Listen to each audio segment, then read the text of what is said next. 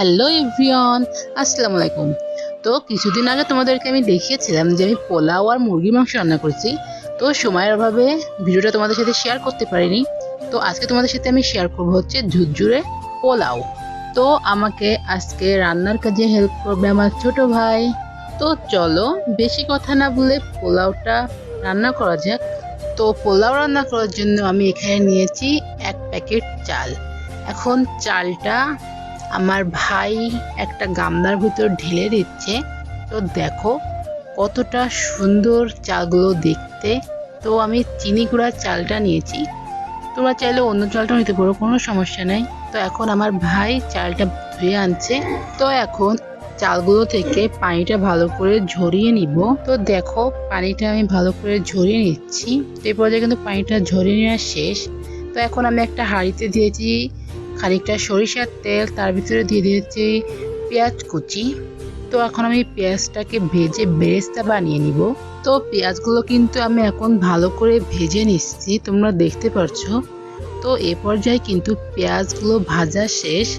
এখন আমি এখান থেকে অর্ধেকটা পেঁয়াজ উঠিয়ে রেখে দিব, আর অর্ধেকটা পেঁয়াজ আমি পাতিলের ভিতরেই রাখবো।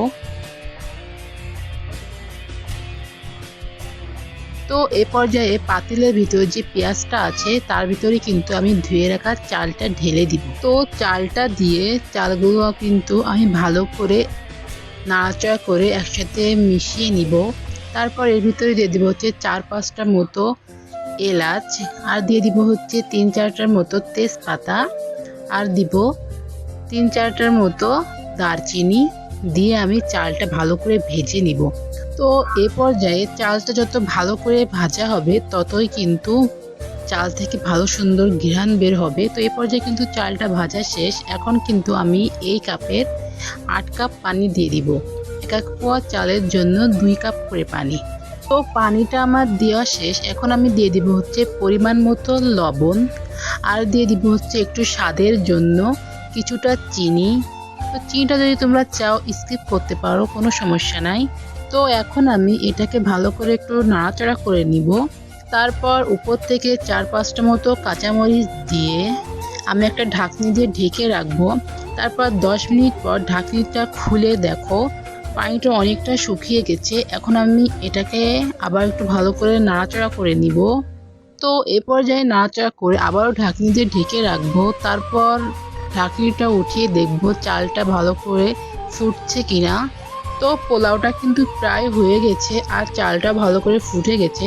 এখন শেষ পর্যায়ে যে বেরেস্তাটা আমি উঠিয়ে রাখছিলাম সেটা এখন পোলাওয়ের উপরে ভালো করে দিয়ে দিব। তো পোলাওর উপর দিয়ে ঢাকনি দিয়ে আমি কিছুক্ষণের জন্য ঢেকে রাখবো। তারপর দেখো কতটা সুন্দর সার্ভ করেছি আমি, কতটা সুন্দর দেখতে লাগছে। এটা দেখতে যেমন সুন্দর, খেতেও কিন্তু অনেক মজা আর অনেকটা ঝুরঝুরেও কিন্তু হয়েছিল এই পোলাওটা। তোমরা একবার হলেও বাসায় ট্রাই করো। তো এটা কিন্তু একেবারে সহজ রান্না, যে কেউই এই রান্নাটা করতে পারে। তো ভিডিওটা ভালো লাগলে অবশ্যই লাইক করো আর কমেন্ট করতে ভুলো না কিন্তু, আমাদের কমেন্ট আমাকে অনেক উৎসাহ দেয়। তো আজকে ভিডিওটাই পর্যন্ত, সবাই ভালো থাকো। আল্লাহ হাফেজ।